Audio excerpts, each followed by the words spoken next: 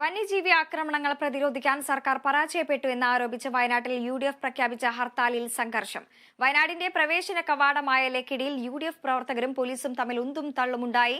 വാഹനം തടഞ്ഞ് പ്രതിഷേധിച്ച ഹർത്താൽ അനുകൂലികളെ പോലീസ് തടഞ്ഞതോടെയാണ് സംഘർഷമുണ്ടായത്. കൽപ്പറ്റയിലും മേപ്പാടിയിലും പ്രതിഷേധിച്ച പ്രവർത്തകരെ പോലീസ് തടഞ്ഞു.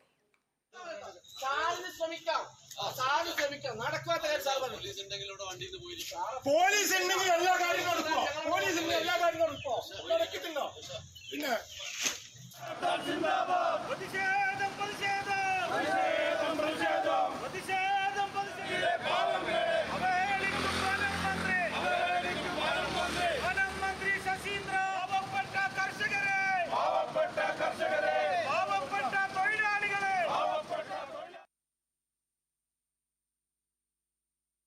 വാർത്തയുടെ വിശദാംശങ്ങളുമായി രാജേഷ് ചേരുന്നു. രാജേഷ്, അവശ്യ സർവീസുകളെല്ലാം തന്നെ തുടരുന്നുണ്ട്. അതിനിടയിൽ ഇപ്പോൾ വന്യജീവി ആക്രമണങ്ങളിൽ പ്രതിരോധിക്കാൻ സർക്കാർ പരാജയപ്പെട്ടു എന്ന് ആരോപിച്ചാണ് വയനാട്ടിൽ UDFന്റെ പ്രതിഷേധം. ഈ ഒരു ഹർത്താലിൽ സംഘർഷം രൂക്ഷമാവുന്ന ഒരു സാഹചര്യമാണ് ഉണ്ടാവുന്നത്. പ്രവർത്തകരും പോലീസും തമ്മിൽ ഉന്തും തള്ളും വാക്കുതർക്കം അടക്കം ഉണ്ടാകുന്ന ഒരു സാഹചര്യം. വിവരങ്ങൾ എങ്ങനെയാണ്?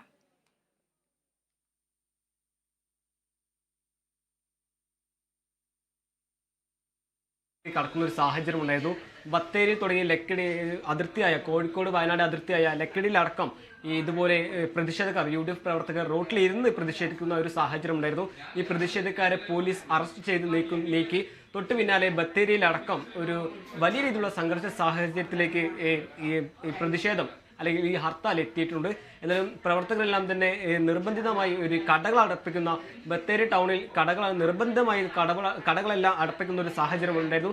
പ്രധാനമായും ഈ വന്യജീവി ആക്രമണവുമായി ബന്ധപ്പെട്ട് അല്ലെങ്കിൽ വന്യജീവി ആക്രമണത്തിൽ നിരവധി പേർ മരിക്കുന്ന സാഹചര്യത്തിൽ കൊല്ലപ്പെടുന്ന സാഹചര്യത്തിലാണ് ഇപ്പോൾ UDF ഒരു ഹർത്താലുമായി രംഗത്ത് വന്നിട്ടുള്ളത്. എന്തായാലും ഈ ഹർത്താലിൽ ബത്തേരിയിലടക്കം ലക്കടിയിലടക്കം മേപ്പാടിയിലടക്കം വിവിധ സ്ഥലങ്ങളിൽ ഒരു പ്രതിഷേധം വലിയ രീതിയിലുള്ള പ്രതിഷേധം തന്നെ ഉടലെടുക്കുന്ന സാഹചര്യമാണ്.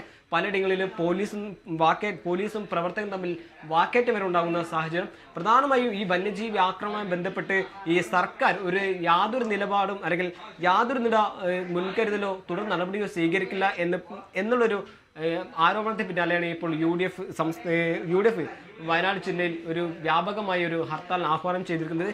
ഇന്ന് വൈകിട്ട് 6 മണി വരെയാണ് ഹർത്താൽ.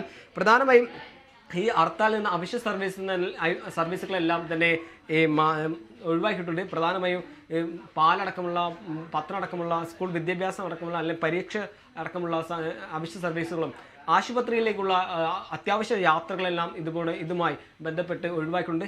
എന്നാലും ചിലയിടങ്ങളിൽ ബത്തേരി ടൗണിലടക്കം മേപ്പാടി ടൗണിലടക്കം ഒരു വ്യാപകമായ പ്രതിഷേധം പ്രധാനമായും വരുന്നത് ഇത് പുറത്ത് വരുന്ന വിനോദസഞ്ചാരികളെയും തന്നെ വ്യാപകമായി ബാധിക്കുന്ന ഒരു സാഹചര്യം ഉണ്ടായിരുന്നു.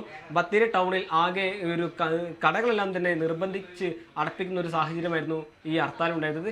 എന്നാലും വിനോദസഞ്ചാരികളടക്കം നിരവധി പേർ ഇതിൽ ആകെ ആശങ്കയിലാണ് ഇപ്പോൾ നിലവിലുള്ളത്. എന്തായാലും ബത്തേരി ടൗണിൽ ഇപ്പോൾ മെഡിക്കൽ ഷോപ്പ് മാത്രമാണ് പ്രവർത്തിക്കുന്നത്. ബാക്കി കടകളെല്ലാം ഇപ്പോൾ UDF പ്രവർത്തകർ അടപ്പിക്കുന്ന സാഹചര്യം ഉണ്ടായത്. എന്തായാലും ഈ ഹർത്താലുമായി ബന്ധപ്പെട്ട് പലയിടങ്ങളിലും ഒരു പോലീസും പ്രവർത്തകരും തമ്മിലുള്ള വാക്കേറ്റം ഉണ്ടാകുന്നു.